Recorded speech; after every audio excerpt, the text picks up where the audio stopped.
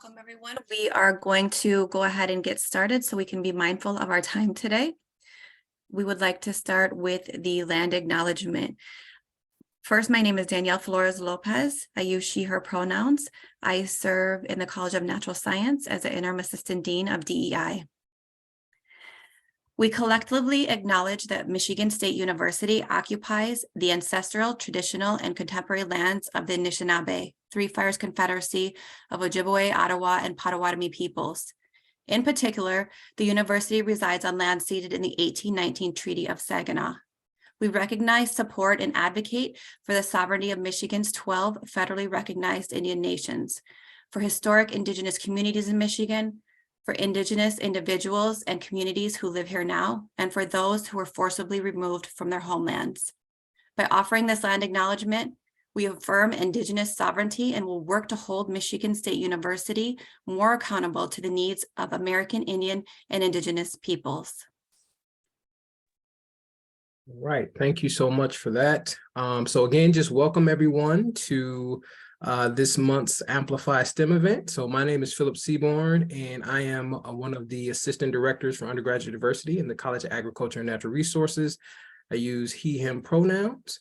And so again, we just want to welcome you back to another Amplify STEM event, and this one is in recognition of Women's History Month. And so these events are coordinated by the College of Agriculture and Natural Resources, Lyman Briggs College, the College of Natural Science, and the College of Veterinary Medicine.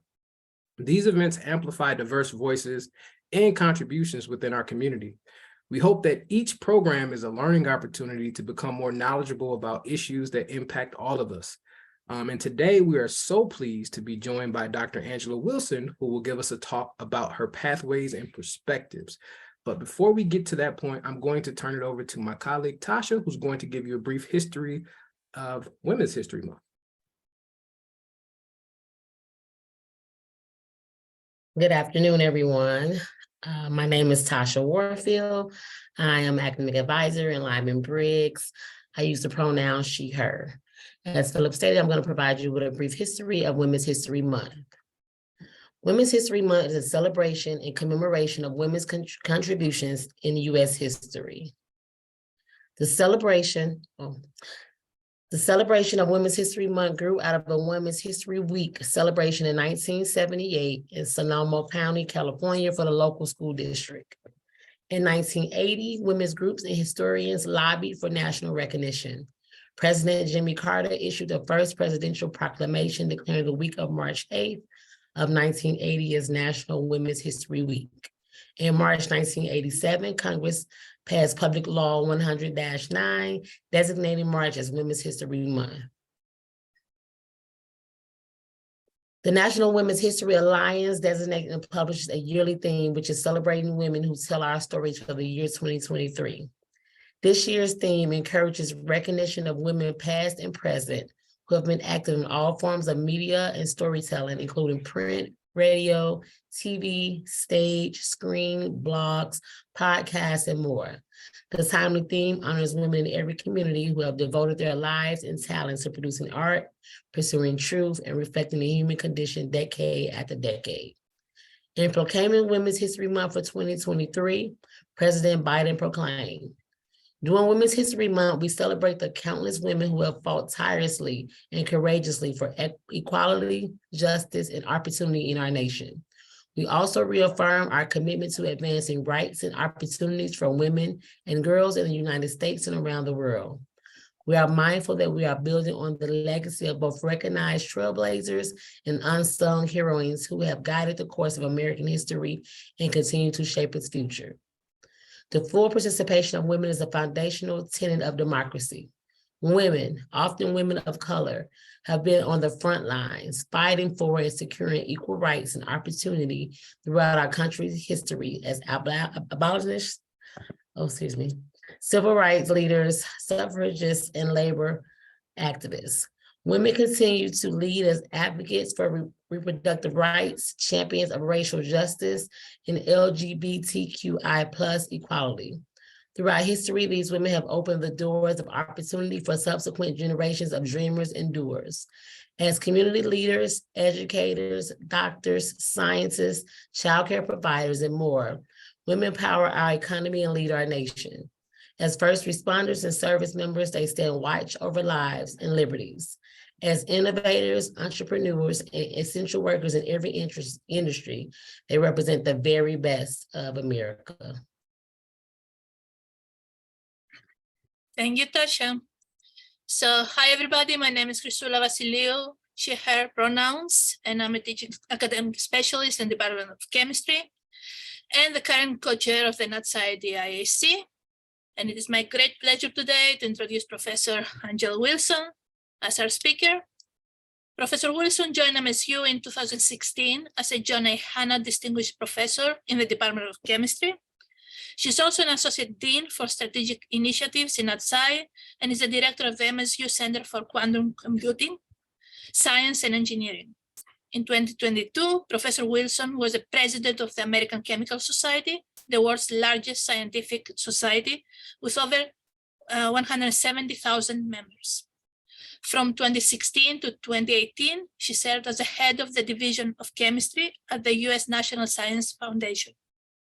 Among her many recognitions, she was named one of the top 5 most influential women chemists, a top 40 most influential women in STEM in the between 2010 and 2020 in the world.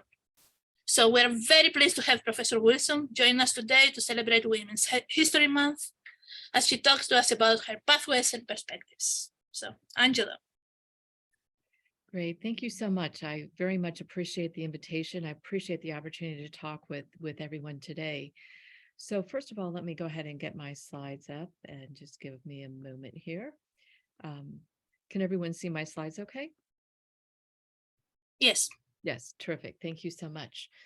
So today I was asked to talk about my pathways, and I like when I talk about pathways, I also like to talk about perspectives as well. And I'll give a couple of dimensions of that as I go through my talk today. So first of all, one of the things that I think is really important is when we talk about Amplify STEM, what are we trying to do? And I think really is so important, and I appreciate so much Danielle and others having developed these different talks. I think they're so important for us to hear each other's stories, and I'll talk more about that shortly. But I think we really need to grow the STEM fields. We need to expand them. We need to enlarge them. And we need to enlarge them in so many different dimensions. The problems of today and the problems of tomorrow are getting more and more immense. We look at even the United Nations Sustainability Development Goals. If you look at those, every single one of them really are they're problems that really are going to be addressed largely by those of us who are in STEM fields and those who support STEM fields. That is so incredibly important. So I hope by telling my story today that it will be helpful to those who are maybe trying to encourage others to go into STEM fields, because you'll hear from my story. There's a point I stepped away from it, and I'll fill in some of my background today. And I hope in terms of amplifying STEM today that my talk does not take on the definition here of rambling. So do bear with me as I share my story. I think in terms of growing STEM, I love this Vision 2030 report by the National Science Board that talks about the missing millions, because as we expand STEM, we need to expand STEM in every single dimension. But I think we need to pay particular attention to the missing millions. And what's referred to in terms of the missing millions are the percentage of women and people from underrepresented populations who are not showing up in our STEM fields. The populations in STEM do not represent the populations of these groups in across the nation. And so I think we need to make a lot of efforts towards that. But I think in terms of doing this, I think it is so important for us to tell our stories. Every single one of us has a story to tell, and every one of them is important. I just happen to be the one who was fortunate enough to be invited to do this today, but every one of us has a story. These stories are so helpful to others who might be going through similar situations. You just never know, regardless of how straight or how crazy my pathway has been, kind of crazy, regardless of our pathways.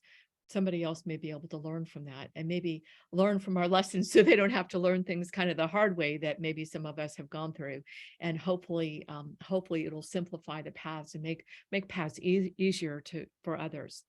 And I hope that also these stories, I think, also enable better understanding and perhaps appreciation for the backgrounds of others. We can't ever put we cannot ever fit in anyone else's shoes perfectly, but at least maybe try on the shoes a little bit, try to have some perspective in terms of where they're coming from, where they've been, and where they're going. It really better encourages us in terms of relevant actions, and it really does facilitate less bias. And I'm going to talk about bias a little bit. I think every one of us has gone through bias, and it really depends upon the extent. Some people have gone through a lot more, everywhere from white women, Indian men, you name it. We've all experienced different types of bias, but some people have experienced it much more severely. We often talk about gender bias or race bias. We don't so often talk about cultural bias, but that certainly exists. In academia, we see a lot of bias in terms of school. Where did you go? We sometimes see bias in terms of geography, where we're from, and we make assumptions. I've been on a lot of national awards committees, and there seems to be a lot of bi-coastal bias. East Coast, West Coast, maybe Chicago. But of course, the largest universities are, really, overall across the central corridor, and often are ignored in some of these processes, or much less represented. We also see bias in terms of age, whether you're young or not so young. We often see biases in both directions. There's biases in terms of people's pathways. And there's also biases in terms of location longevity. Oh, you've been there a long time, or you've not been there. You've only been there for 7 years. We only consider people who've been here 20 years. So there's a lot of things that happen in terms of these flavors of bias, in terms of presumptions and assumptions. We make presumptions and assumptions in terms of experiences, in terms of skills, in terms of abilities. We make them about ourselves in terms of our pathways and where we think we should be headed, or where we think we should be. But we also make them about others as much as, all the training in the world. We've got a lot of great training opportunities, but I think we need to continue to learn. And the best way, I think, to learn is from each other's stories. And quite frankly, all these flavors of bias, truly, I think these are the differences and experiences that make every single one of us so valuable. Each one of our stories is important. We need to really value the experiences of others, and we're all contributors. And so if you've not told your story, I encourage you to tell your story. Please don't suffer from any imposter bias. Every single story is incredibly important. So today I'm going to just start off with a couple of scenarios. And yes, I'm going to get to my story, but I wanted to start off with these. So scenario one, and often in academia, we are asked to judge, we're asked to gauge, what students should we admit in the program? Who should we hire? There's a lot of things that have to go into that. And so scenario one here is, if we've got someone, they went to high school in Alabama, they went to a regional university.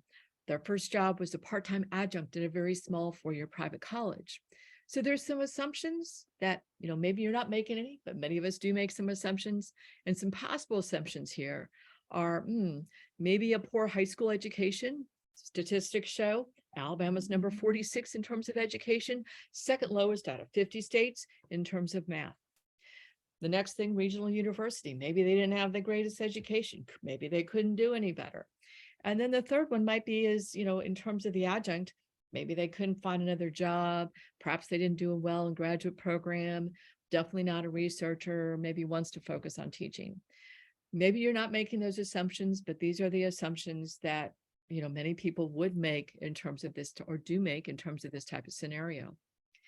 Another scenario is, major leadership role in a government science agency in the senior executive service of the federal government, head of a very large scientific society, an endowed professor at a top university. So here's some assumptions might be, oh, wow, strong pedigree, went, worked for all the right people, went to all the right schools, made all the right steps. Well, you probably guessed by now, scenario one and scenario two are my scenarios. And I'm going to tell you a little bit in terms of how they connect. And certainly the assumptions on both ends are not true. And so I just want to share a little bit of my story. So I'm going to go way back, and don't worry, I'm not going to stay way back too terribly long. But, there's some people who go into the sciences because their father was a scientist, their grandfather, their mother, their grandmother, whatever. Nobody in my family was a scientist, and nothing really in science piqued my interest too terribly much, except for the crazy red spot in Jupiter ages ago. This probably ages me. But But this was not the days where you could hop onto the internet and check out what's going on with this red spot. You had to go to the library and read books, hear stories on the news, whatever. And that's what I did. It was kind of a crazy passion when I was in 3rd grade. But aside from that, most science was, until probably high school, was not necessarily that interesting to me. I loved math. And the picture on the right is, yes, Girl Scout cookies, but I was in Girl Scouts throughout. I'm still a lifetime Girl Scout member. But Girl Scouts many years ago, they had these career cards. These were, again, not the days you could search the internet, find out about jobs. And a lot of the books in the library were not up to date.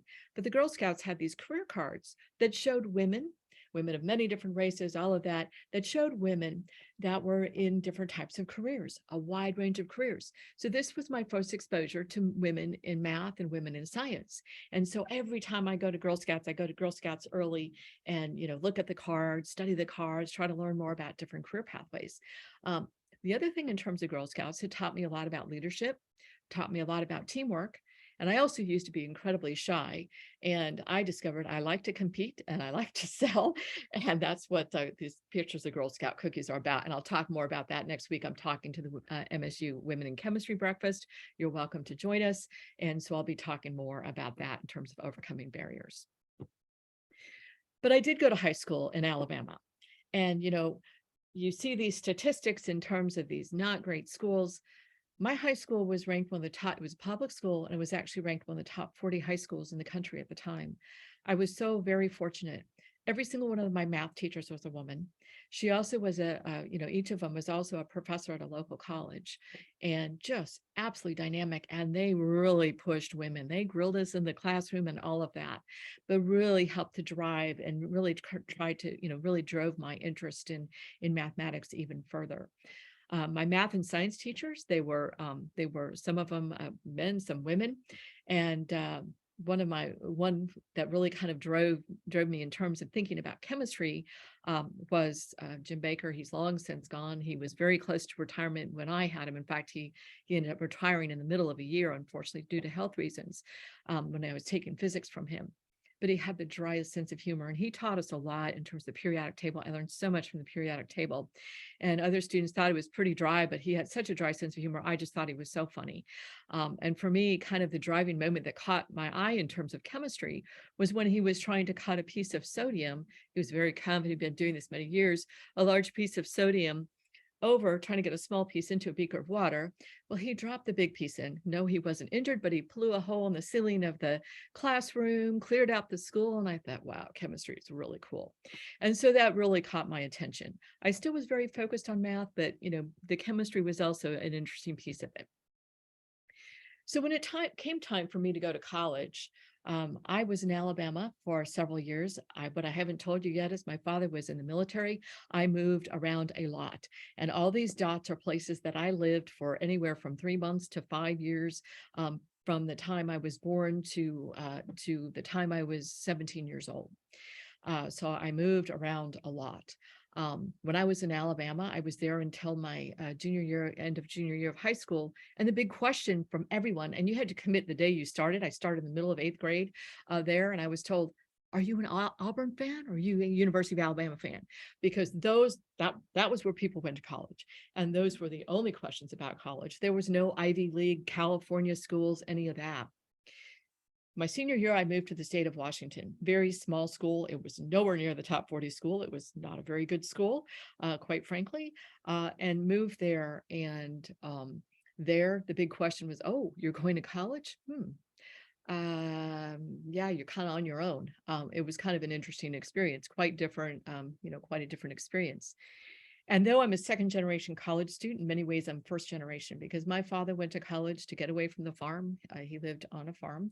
My grandfather was a farmer, and he was going to college because, and he wanted to make sure it was paid for, because he wasn't going to get paid for it from the farming community.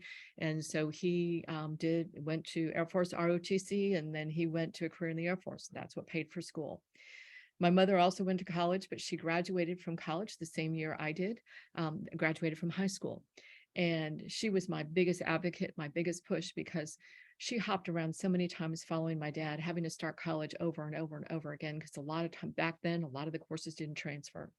So she was finally able to finish, like I said, when I went to high school. But, she was not the traditional college age and then. And so she would sit in the back of the classroom and she would get comments. And this is the first time I really heard of any prejudice.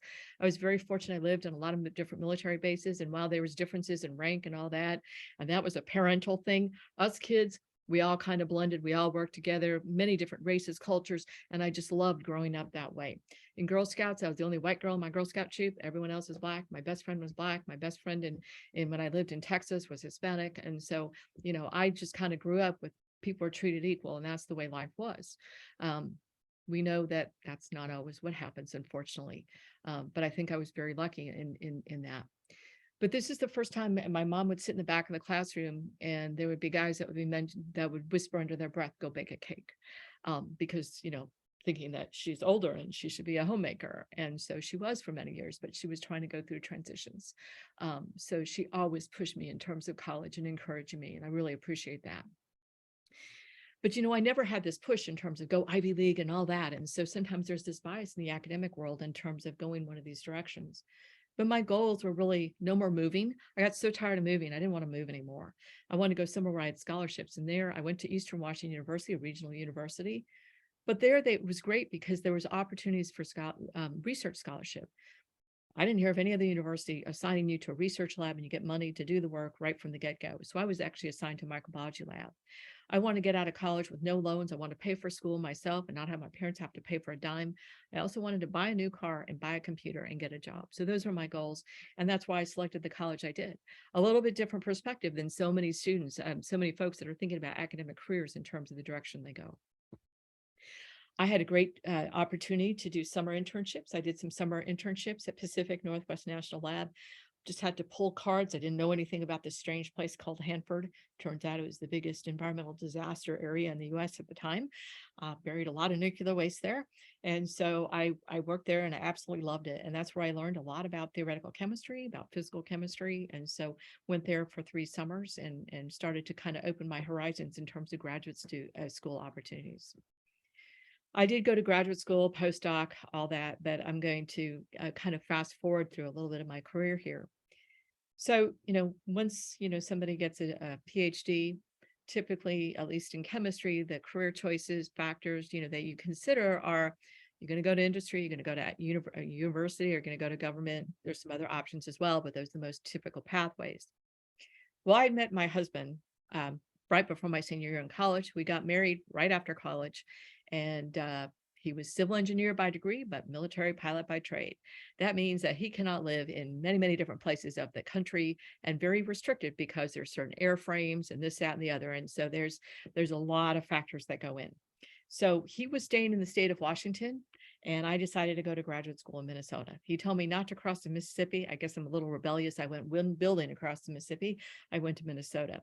Minnesota had one of the top theoretical chemistry programs, but my family, I'd never been close to most of my family. Most of my family lived in Minnesota. And so that was the decision I made.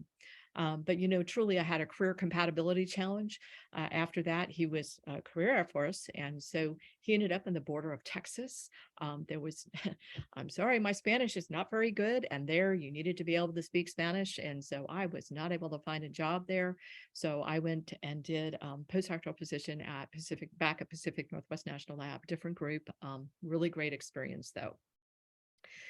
But at that point, after being apart for almost 7 years, we decided it was time to be at the same place at the same time. And, the Air Force doesn't exactly provide the benefit. It's not a company that hires spouses and not many career placement services unless I wanted to work at the local military store, which I had done in high school and college. That was one of the 3 jobs I had during college. So that was not kind of the direction that I wanted to head. But, I think so often we have to make career decisions for so many different reasons. I get so tired of people saying, well, and this is interesting. A number of years ago, I was at the National Science Foundation, and we had one of our boards come in. And there was someone who was a vice president of it was a woman, a senior vice president of a very major computing company. And she said, We all know the best people all go to the top 10 institutions. I was really agitated, and I'm sitting in a room and there's 3 members of the national academies there. Some of our top scientists across the globe. Not one of them was at a top 10 institution. And I stepped in, I couldn't stand it. And I said, we've got 3 people here, some of our top scientists who never were at a top 10 institution, but they're top scientists. I said, that kind of viewpoint is very outdated. People make judgments and decisions in terms of where they go for quality of life, for family reasons, for climate, for so many different reasons, and how they define success. There's great people in every profession, anywhere you go, any size university, any size company. And I said, your viewpoints are very outdated. Surprisingly, I did not get in trouble for saying that afterwards. She did backtrack, but I just couldn't stand it. I don't like bias. I think that's really unfortunate. We all make career pathways and career decisions for various reasons. For me, I was at a crossroads. My husband and I lived apart, and he had 3 choices. His choice was Minot, North Dakota. And I love these shirts that say, why not Minot? No offense to North Dakota. I lived in Grand Forks and I absolutely loved it, but it was just not a place for jobs in chemistry. Another job opportunity was in Mississippi, and I've lived in Mississippi before, and I've lived in Alabama before, but there were no jobs there. And so the best choice was to go to Oklahoma City. And so that is where we went. In Oklahoma City, all of a sudden I realized I had to have a different perspective in terms of career. I was what was called place bound. I always thought career pathways, you do the postdoc, you go to a job, that's life, and that's the way it is. And my new perspective was that, my pathway was so jumbled, I didn't know what to do. Again, you can look at the internet and find job opportunities. So you had to write letters, you had to make cold calls, calling up people. And so, because there was absolutely no positions advertised. And so this opportunity doesn't build a door. I think that is so important. I think so many of us have to do that during our careers. And that's why I think, telling our stories are really important in terms of the next generation of folks in STEM, and folks in all career areas is really important. I did find positions. I found 1 day a week I could be an adjunct. And of course, I was driving 65 miles each way to do this. And I also found a soft money, not a permanent position, research scientist position, 65 miles in another direction. So I was driving all the time. The adjunct position, I was very lucky. I got to teach physical chemistry at a very small schools, but it was like a volunteer position. You hardly got paid. I don't even think I'd made enough money to pay for my gas. But a couple of semesters, I did 3 hours of a PChem lecture all in a row. I love PChem, but a lot of students don't.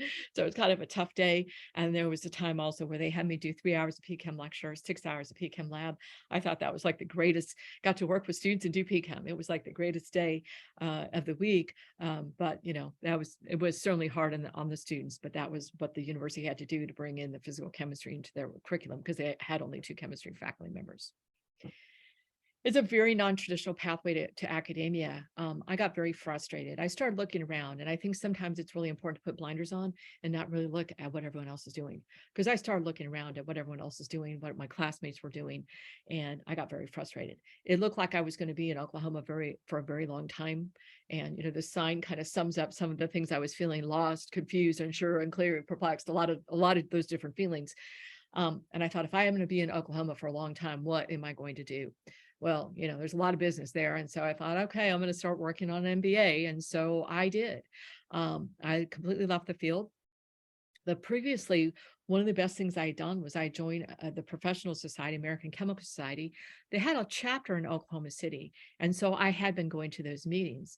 And so because I had been going to these meetings, the people had heard that I was leaving my position at one Oklahoma university and that I was going to be working on an MBA. They talked to somebody who I had never met, who then gave me a call and said, what are you doing? Sounded like my mother. My mother was not a scientist. She always said, okay, you're going into chemistry. Do you really know what you're doing? And I would always say, no, not really, but I'm having a great time doing it. So I went for the MBA. But when he called me and said, do you want to switch? Go to the part-time MBA and come work with me. And so I did. And I learned a lot of things. I had never taken apart a computer before. He decided to go cheap and he ordered a computer in pieces and parts and he said, put it together. I thought, oh, good God. Poor man probably had a heart attack a number of times walking into my office and walking into the lab, and I had every single screw labeled, the whole thing completely apart. I did get it together, but it was quite a learning experience, which I appreciate, as I'll tell you later why. But I also begin to start thinking, okay, maybe there's hope for a position. And let me start thinking about, what do I need for the next steps? If I have the opportunity for the next steps, what do I need to know? And one of the things I thought I needed to know was I needed to know how to write grant proposals, because at every, so many universities, people are writing grant proposals. So I started looking into those. Every single one, you had to be tenure track, tenure track, tenure track. But I found one, and it was a precursor to what's known as the NSF Advanced Program. MSU's had one of these huge advanced awards to really try to shift climate. But the early precursor to this was the NSF Professional Opportunities for Women in Research and Education grant. I got one of those. I was very fortunate. I was only 75,000. There was 5 women in chemistry, or five women who got these. And so it was really helpful. And it helped people who were place-bound like I was. I had some more serendipity. The place, Oklahoma Baptist University, where I was an adjunct at previously, they decided to expand their chemistry program to 3 faculty. And I was hired. It was not a slam dunk by any stretch of the imagination. It was the hardest interview I ever went through in my life. 2 hours with the university president, a Southern Baptist preacher. Quite intensive interview, I can guarantee you. But through this process, I had to look at success a lot differently, because if someone looks at academic success, I'm sure many people have kind of a mindset of what that looked like. And I thought, I've got to define my own success. And I think that's important for each one of us. And for me, success became something that keeps me in the field, because I love chemistry. I love STEM. Something that maintains my interest, enables me to learn and grow. I continue to like to learn and to grow, and provide an opportunity to help others. I absolutely love to do that, whether it's students, faculty, staff, whatever the case might be. I like to have these opportunities to try to help others. So, after this, my husband, now was the time, kind of a crossroads for him. And it was, if he was going to stay in the military, he was going to have to, as he calls it, and many guys in the military call it, fly a desk. He did not want a desk job. He wanted to continue working as a pilot. And so that meant he needed to get out of the Air Force. But, you can't snap your fingers and get out. It's a long process. And so he did not know, because he was not going to be able to get out for a year and a half. But he said, okay, you need to go find a job, and then I'll try to get wherever you are at. And so, looking at all the positions, and there weren't that many positions open at the time at universities, PhD granted institutions. He knew that's where, at that stage, that's where I wanted to end up. And he's like, okay, you can apply to these 8 positions. There's a lot of people in the job market at that point in time, so 8 was not much. And his number one choice was Texas. I love Texas, but I just kind of chuckle when I see this. I didn't know anybody in Texas. I had no contacts in Texas, and I know a lot of people don't like Texas. I absolutely love Texas. I did move to Texas. I got his number one choice for a job. And, having the walking in with the grant was very helpful. Walking in with some teaching experience for an advanced class was helpful. But, I moved to North Texas. North Texas had horrible computer resources, absolutely horrible. I couldn't look at more than a water molecule.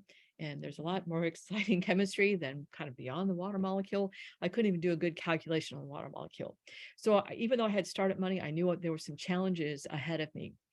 And, some people haven't heard of North Texas.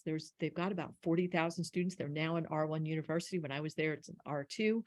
They're probably best known for jazz music, #1 in jazz music in the world. And the other thing is Dr. Phil. Like it or not, UNT is the place to put the doctor behind Dr. Phil. So if you watch that kind of TV, you've got a UNT connection then. But again, I started thinking about, what are other people in the field doing? Because I felt like I was way behind. We didn't have computing resources we needed. I had inherited some. A lot of serendipity came into play in terms of my application to UNT as well. UNT, they were looking for an environmental physical chemist. I am not that. I was not doing environmental work, but when I worked on my doctorate, I had to put 2 proposals together. I thought, why am I wasting time? I can't believe we have to do this part of our criteria for graduate studies. I'm so glad I did, because that was the only place that gave me an offer or an interview. And I did go ahead and apply because I had written a proposal on environmental science, environmental physical chemistry a number of years earlier. And I just went ahead and pulled that and slapped that into the package. And that apparently was enough. At UNT, they were looking for an experimentalist, but their computational person left at the time in the middle of the search. So they switched their search to computational. And so a lot of serendipity came into play, but I was really happy to end up there. But the computing resources were dismal. I had inherited some, nobody knew the password. So thankfully there was somebody there who got on the floor with me, messing around with computers. I spent the first 2 years in my faculty position there, basically learning how to break into computers. I thought, wow, if tenure doesn't work out, then I've got another opportunity for a job. Frightening. So, computer couldn't, had to learn how to break into the computers so we could get the passwords and create passwords and all of that. Fix the systems. A lot of them are broken, but that was kind of a start. But I knew we needed to have more resources. And so I did everything I could to try to lobby, figure out how to do congressional earmarks. Our university had not been doing them. So figured out how to do that, work with people at the university to do that. Talk to members of chambers of commerce, from companies, from, every single type of instrument proposals, opportunities that came up through different agencies, continue to work to try to build up different ways of doing resources, not only for chemistry, but then also for the university. Wanted to bring in more people in computational chemistry. So every time there was an opportunity to compete for faculty lines, for faculty clusters, I was always in there trying to do that, trying to do this. And these were things that I'd started as an assistant professor. I got tired of going to places that people saying, what's UNT? What kind of four-year university is that? It's like, no, it's a big PhD granting institution. And we want to tell a different story. By the time I left, we did build up a university center. We had over 100 researchers in it, and we brought in about a third of the university's externally funded dollars. We built up a computing cluster. We had 4 server rooms in the chemistry building. We built up a new chemistry building, had 4 server rooms. One was huge. For a long time, our server was bigger than the university's server, but then we actually got it. So the university server was also part of the university budget. They got a new one every 3 years. And so I'm happy to have left that legacy. But a lot of things were actually going on at the same time. I built up a research group. I love working with students. I started an NSF, research experiences for undergraduate students, that I led for 13 years. I was graduate advisor in the chemistry department and led that for 10 years. I was assistant chair in the chemistry department for 6 years, and did a lot in terms of the research side, the student side of things. But then another thing kind of was happening in the background as well. I already told you a little bit in terms of my growing up, in terms of, life seemed to be kind of fair and equal and all of that. But then life happens and you get some learning experiences. When I was in graduate school, didn't really floor me because I was used to seeing the military, a lot of men in the military, many fewer women, at least at the time. And so, went to a conference, there's about 5-6 women and about 250-300 men. And somebody said, oh, are you so-and-so's secretary? I'm like, what? Wait a minute. What is this? And then I was in a class, I was the only woman in a class. And these things are so minor compared to some of the bias that some people experience, indeed. But these are comments. These are types of comments that will stick with you 20, 30 years later. So we have to be so careful in terms of what we say and what we do. The other one is, I was sitting in the middle of the classroom, and I was kind of, in the middle, but towards the back. And the professor is the only woman in there. The room was, there's about 30 people or so in the room. And he walks all the way to the back of the classroom, squats in front of me. This is a graduate class in quantum mechanics. And he squats down and looks at me and he says, do you understand? And I thought, I did not have the lowest grade by any stretch of the imagination there, not the highest either, but I just thought that was really not cool. That was not appropriate. But when I was at North Texas then, I would hear women complaining in the hallway, and I would hear them complaining in the student union building, all of that. They'd be complaining about how life isn't fair and all of that. And, with my perspective, unfortunately, my perspective at the time was be quiet and get back to your lab and get your work done. Bear with me, because I had some epiphanies, I can tell you. I was asked to be in the women's committee, and I thought, no way do I want to be in the women's committee. I said, when there's a position on the research committee, you come talk to me. And so, but again, epiphanies are very useful when we either sit down and hear the stories of others, or we actually start to experience things ourselves. So at the time, unfortunately, I had no women in my research group. I had 15 guys in my research group at the time. But a couple of them started really digging into a couple of them were getting close to graduation and they wanted to understand more in terms of salary scales. One of them already had a couple of children on his way to have 4 kids. Another one was going to have 4 kids, didn't know it at the time, but he was thinking family and all that. And so they were thinking about, okay, so what kind of career pays more? What different directions can we go? And of course, all the salary information is public in Texas. At the public universities, it is for Michigan as well. Sometimes it's harder to dig for some of this information. But I always figured I'm taking care of the Equal Pay Act, passed ages ago, equal pay, equal work. Didn't even think about any of those things. Didn't even think about it. Okay. Now, sometimes ignorance is bliss, but my ignorance was about to be blown up at that point in time, because my students asked me, so what does it take to make, why does one associate professor make more than another? So I presumed it was one of my senior colleagues and who had to take some family leave and all that. And I said, oh, she'll catch up. She's great. No, it was a junior colleague. And I thought, whoa, interesting. That was not exactly what I said. I'm much more positive about it now because it was a good lesson learned and it really put me on some interesting trajectories through the years. But I thought, wait a minute here. I am publishing more in better journals, more citations, more money, more, and just kind of going through all this. He started later than me. I started higher than him because I have more experience, on and on. And so I was so livid. Usually I go directly to my chair. Because I was pretty shy, I went directly to the dean and I said, what does it take? I was positive. What does it take to make more money? Because it's not publications. It's not this, it's not that, it's not. And I copied my department chair on that. The dean called me in and I met with the dean. And the dean started going through all of this. And then finally he said, well, frankly, Angela, he had, somebody, he has, another potential opportunity. I said, does he have an offer? He said, well, no. I said, do you realize that he's not going to move?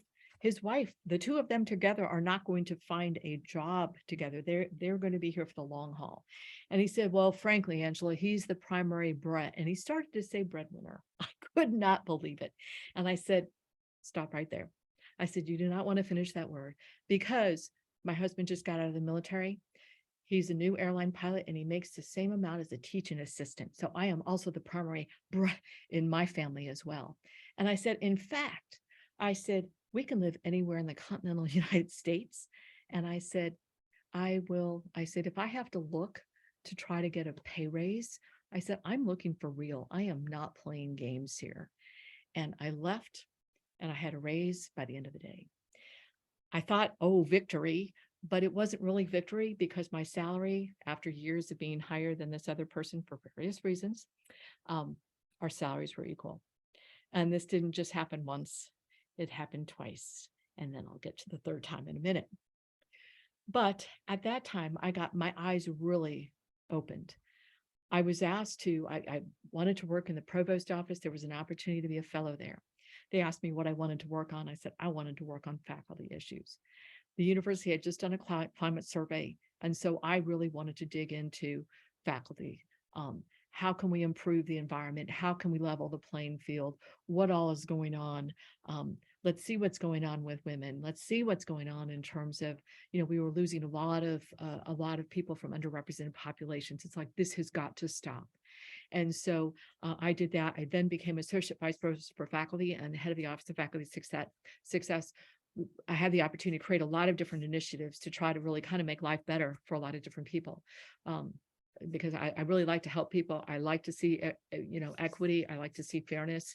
I was so frustrated by some of what I saw. I went back, the president pulled me aside and said, you got to deal with the Women's Faculty Network. They were going crazy. There was so much inequity. It was unbelievable. Unfortunately, it kind of got mixed up because there were some women that really just needed to get back to their lab or get back to their research and get some work done. But there were others that really years of inequities. It was just absolutely remarkable. So this is something that I was very passionate about, worked on university advanced proposals, things along those lines. So I absolutely loved the job. Meanwhile, I still had my research going on and all of that. I'm not telling you that story today, but certainly was very important. And I learned so much. These are stories and statistics that I think we all know in terms of, how women perceive negotiation versus men. And this is not, these are generalities. There's a book called Women Don't Ask in terms of salaries, lots of great information. I've written a few articles about some of these types of things.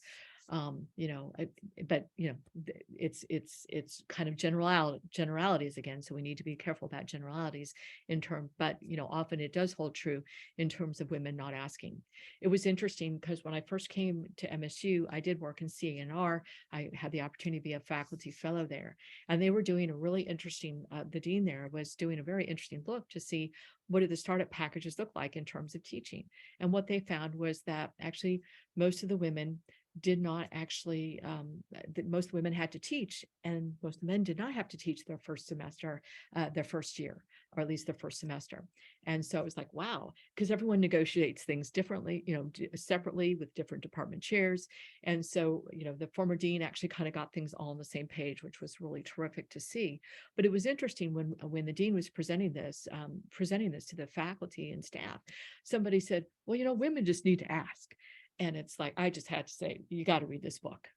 It'll provide some perspective. But anyways, we do need to look at many things along those lines. The confidence code, a lot of people suffer from imposter syndrome. I also, I think it's really important to think about things like this when we think about bias, when we think about where people are coming from. I'm not going to really kind of hone in on too much more on that, other than it's a great book. And there was a great HP study many years ago in terms of women and in terms of their experiences. So I'm going to fast forward through a whole lot of things. Yes, I was at UNT. Yes, I was vice provost, and I loved the opportunity. But that third time came around in terms of inequity. My department chair called me in and he said, "You won't believe this." He said, "It has happened a third time now." And I had just gotten a major national award. And I just go straight to the provost and president. I was like, I'm not playing games here. Went straight to the provost and president, had a conversation. And they said, well, same guy again, frankly, we're not dealing with inequity right now. We're dealing with merit. I said, I just got a national award. This is merit. And they said, oh, no. And they said, well, he's he's been contacted by this place. And I said, do you know who he was contacted by? The same people that have contacted every single other full professor in chemistry. We've all gotten that call. And so, they were a little floored by that, but there was no fix. I went back to my office and I got a call from MSU, and MSU invited me for a visit. I visited MSU 10 years earlier, absolutely loved MSU, one of the top 3 programs in the country. And so had that opportunity to visit MSU. Loved it. Obviously, I came here, but at the same time, I had gotten a call from somebody on the National Science Board to ask me if I would consider being the head of the chemistry division of the U.S. National Science Foundation. Great opportunity to really kind of drive science across the nation. Had a budget of $250 million a year and oversight of 10 major national centers and 2 major instrument facilities in the country. Absolutely fabulous experience. I agreed to interview, and it's something you do on loan. So my first 2.5 years here at MSU, I was actually on loan to NSF. At MSU, I've had some great opportunities, some great colleagues, had an opportunity to build a center and help also build the MSU PFAS Center. So some really great opportunities. We've gotten some funding for an NSF conversion accelerator towards quantum computing education. And so I've been working with the HBCUs and 60 different universities in terms of really trying to build up a national quantum curriculum. I've had the privilege of being Associate Dean of Strategic Initiatives in the College of Natural Sciences, doing a lot of work with companies, with our Dean Scholars and other programs. Absolutely love it. Along the way, I've stayed active in the American Chemical Society and been a counselor, been in many different roles through the years, volunteering a lot. And, I got the call a few years ago to run for president of the American Chemical Society. Almost 200,000 members, $650 million operating budget. I'm on the board of directors, and it's been an absolutely fabulous experience. So, certainly I hope this story is helpful, just in the fact that, never as a part-time adjunct, never as someone who kind of went off the trail so far from academia, would anyone, myself especially, have pictured that all of these opportunities would have been possible. And so I'm just really grateful for the people who've helped me along the way and the steps along the way. It's been a lot of hard work. It's been a lot of putting the blinders on and not trying to pay attention to other people's definition of success. But it's really kind of always trying to learn, always trying to grow, and really trying to work and work with others and try to make pathways for others easier, better, whatever the case might be. So I have a great research team. I'm not going to go through the details of my research. I dabble in many different areas and absolutely love it, but my students and postdocs are just absolutely amazing. I've had the opportunity to work with over 150 students in my research group through the years. High school, I've actually had a 14-year-old in my group as well, amazing student. And of course, I also have family, wonderful children that are not so little anymore. And my son is graduating from high school this year and will be in Spartan next year. So I will go ahead and stop there. And I thank you so much for your time and for your attention. And again, I hope everyone tells your own stories. They're so important. Thank you. Thank you so much, Angela, for a fantastic talk. Thanks for sharing your story, and really for providing us with a plethora of resources and food for thought, really. So we still have a few minutes for questions. If you have any questions, can you please type them in the chat or even the Q&A, whatever you prefer. And perhaps I'll start with a question as people are thinking.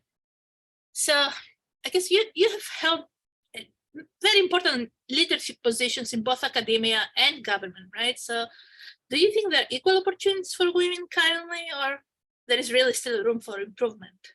I can guess, but I want you. Yeah, so it's interesting because, you know, I would say there's some arms of government that have really opened up to women. There are some arms of government that need to open up much more to women.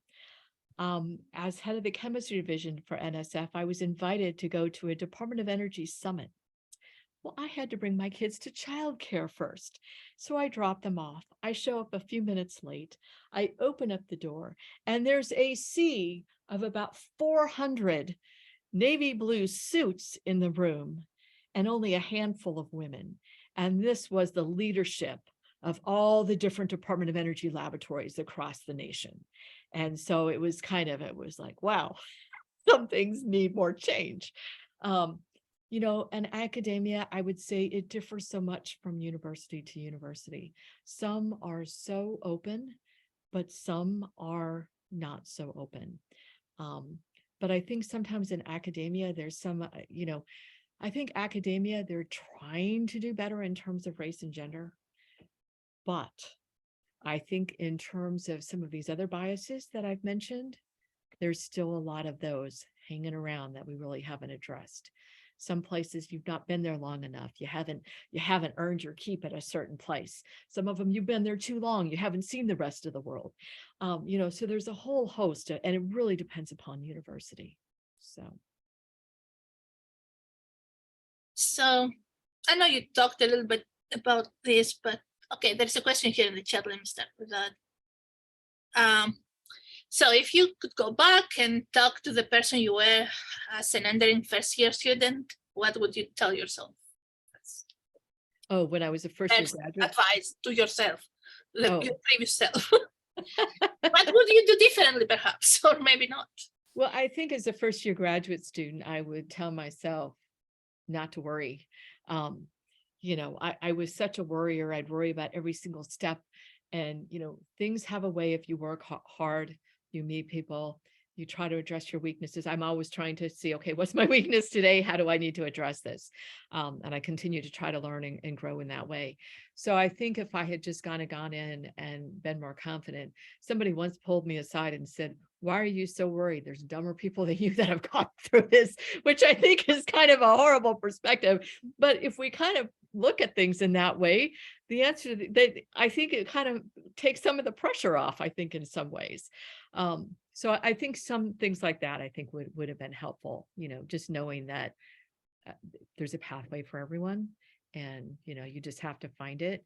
But sometimes it comes to you and sometimes you have to work towards it, but you'll find it, you know, instead of so much worrying. So from all the things you've done, what's the one thing, which of your accomplishments are you most proud of? My children. So I know you have incorporated some of this into your talk, but what's the one advice you would give to women and girls who are interested in studying and working in STEM? Actually, I'd give them more than one piece of advice. You know, one of them is to just keep perspective, you know, define your own success and keep perspective. And that's really kind of advice for anyone. And I would say, be confident, you know, I mean, and I think that's something that so many women battle with. You know, that book Confidence Code, I think is an amazing read. You know, and I think another thing is, especially because I know there are some, you know, women and men here that maybe might be looking for a significant other someday, choose well. I won't get into that, but that's important. Make sure you find somebody who's going to be supportive of you in your career. So, Yes. So perhaps the last question. So what are the topics or opportunities in your field or in science in general, right, that most excites you or interests you right now? well, you know, I think one of the most exciting things is the fact that, you know, for years, it seems like those of us who are doing kind of basic fundamental science was very disconnected from kind of real applications. But I think these days, there's so many closer drivers in terms of you can really begin to see how fundamental science can really change the world, and discoveries made in fundamental science maybe 20 years earlier. Messenger RNA vaccines is one, really come into play many years later. So there's so many exciting developments happening, and there's so many different ways that we can plug into the world. I mentioned the United Nations Sustainability Development Goals, but that's everything from energy, food, water, health. I mean, and I think it's hard for any of us to say, okay, somehow my research doesn't connect. I think all of our research connects to these different areas in various ways.